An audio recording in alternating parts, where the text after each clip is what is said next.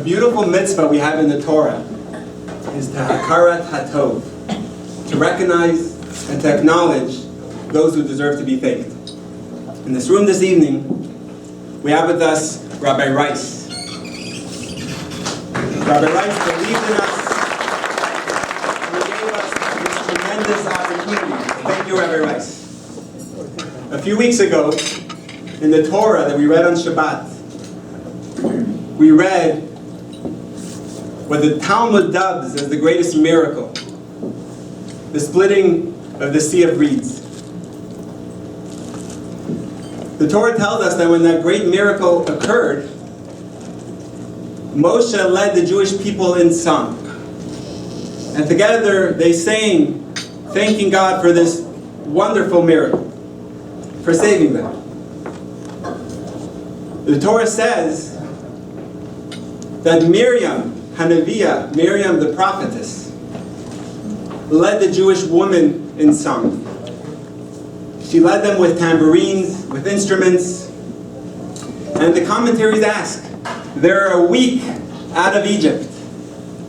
Where, in their over 200 years of hard labor in Egypt, did they have the time to create tambourines, instruments?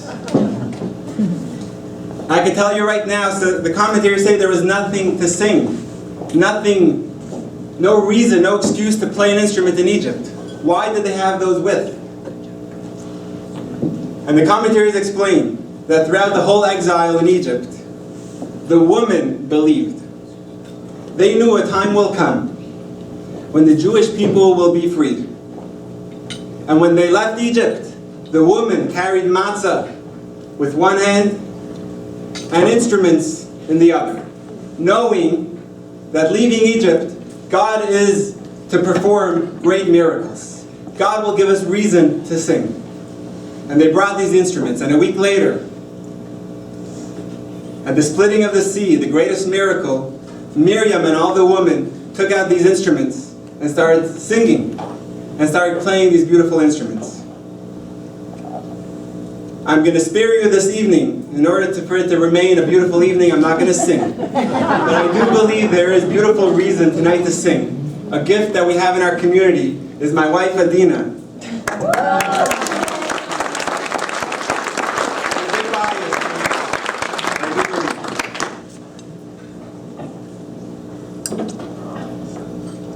A teacher was once teaching a class in Jewish history. And he asked his students, what is the most important moment in Jewish history? When I read the story, I was thinking myself, if I was that student, would I respond? It was perhaps the day the world was created. Perhaps it was the day Abraham discovered God. Maybe the day King David was born. Or the day the temple was built. The teacher answered, the most important moment in history, in Jewish history, is right now. This moment. The goal my wife and I set out 3 years ago when we moved here was to build a vibrant Jewish community with energy, love, and dedication. We have seen unimaginable growth. At every stage, thank God, we have seen beautiful, remarkable results. Since the last year's dinner that we had, last year was benefiting youth programming, and in the past year we've added, in addition to our Jewish Kids Club, our Teens Club, which have seen a growth and an increased registration, we also added family holiday events, where not only a child, but the whole family can come together and to experience an upcoming holiday. Almost all of them take place on a Sunday, where the whole family can come together. Our first holiday event, family holiday event, was before Rosh Hashanah in September. We did a shofar factory. 70 people came to learn about the holiday of Rosh Hashanah and building their own shofar. We had sheikhs in the sukkah where people got to make their own milkshake, but also shake the lulav and etrog in the sukkah and learn all about the holiday. And in December, we had 250 people come to create their own menorahs at our menorah workshop at Home Depot. And on March 1st, we're having a Hamantash and bake-off. A few weeks after that, we're having a matzah bakery, a matzah factory, where people could make their own matzah and literally experience the exodus of Egypt. In addition to all that, there's so much growth that we've seen in the past year, since last year dinner to this year. It's quite amazing. I was speaking with Adina a few weeks ago when we were in the middle of planning this event, and we were just looking back at the past few months and seeing the amount that has grown, both qualitatively, quantitatively. After what happened in Paris, we did special events. With what happened with our police force in Brooklyn and other places across the United States, we actually did a Hanukkah party at the police station with 25 officers, lieutenants, sergeants, celebrating, literally dancing around the menorah together.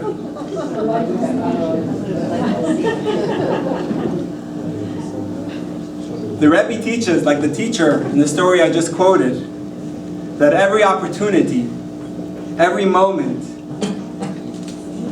we have that chance to change the world for the good. We have the chance to make a difference, and that has been our goal.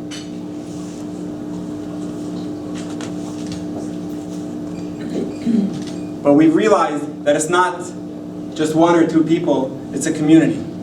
It's every person sitting here tonight.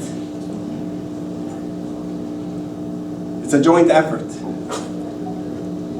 Together, the energy, the financial support, the advice, especially the friendships, together with everyone here this evening, we know that's how we will continue to grow and to build a thriving community here in Novara.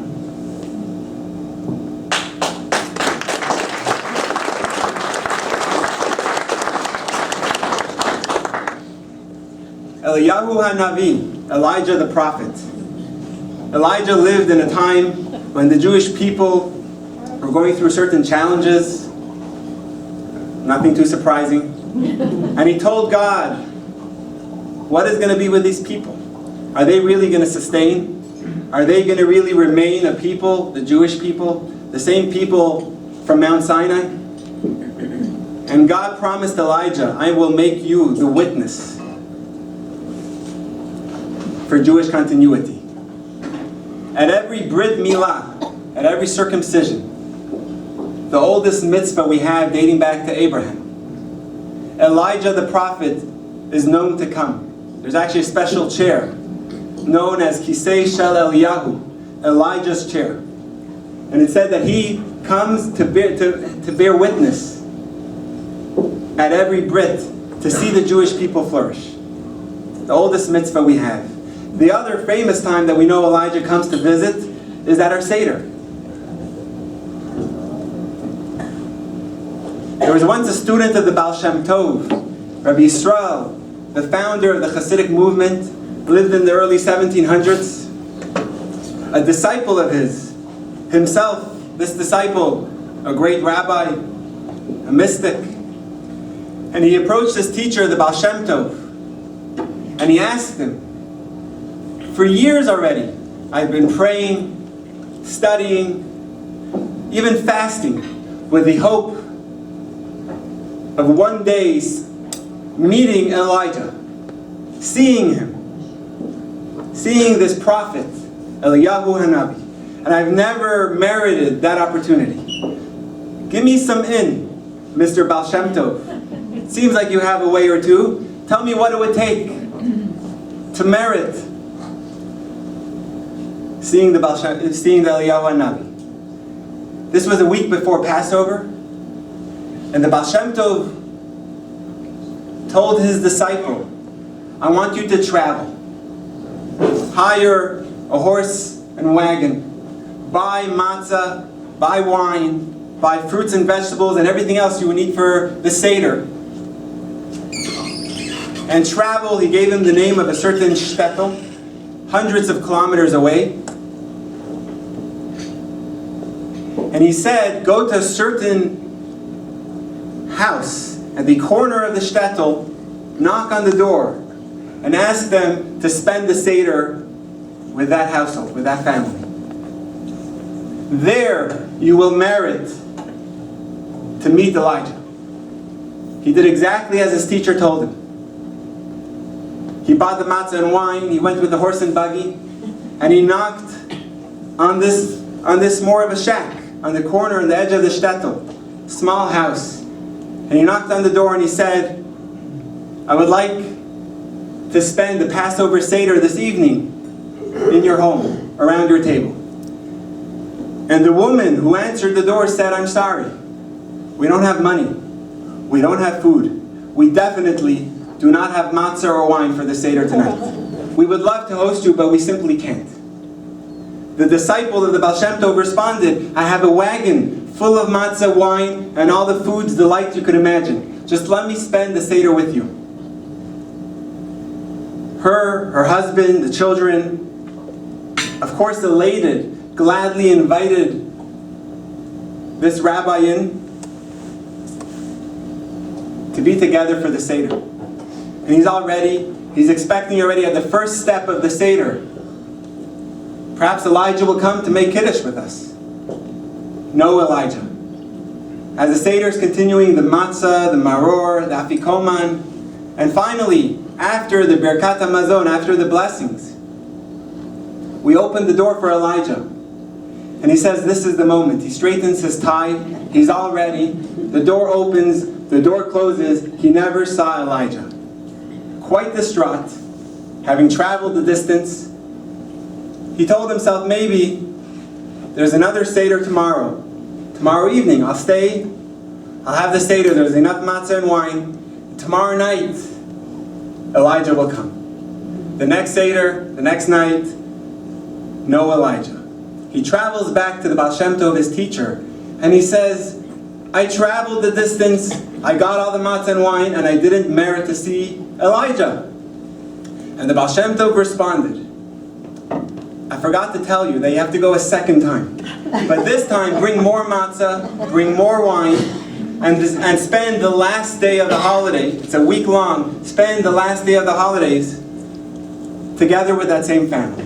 But this time, before you knock on the door to invite yourself in, go to the window and listen. He does the same thing. He buys more matzah, more wine. He travels the distance with the wagon. He's about to knock on the door for the last day of Passover. But this time, before knocking, he listens by the window. He listens and he hears the children talking, complaining to their mother. The children saying, Mommy, we're hungry. Please give us food. To which the mother responded, please trust in God. Remember, last week when you were complaining to me, I told you Elijah's coming. And he came. Please trust and hope that Elijah will come. The next moment after he heard that, he knocked on the door, he showed them the food, and Elijah entered.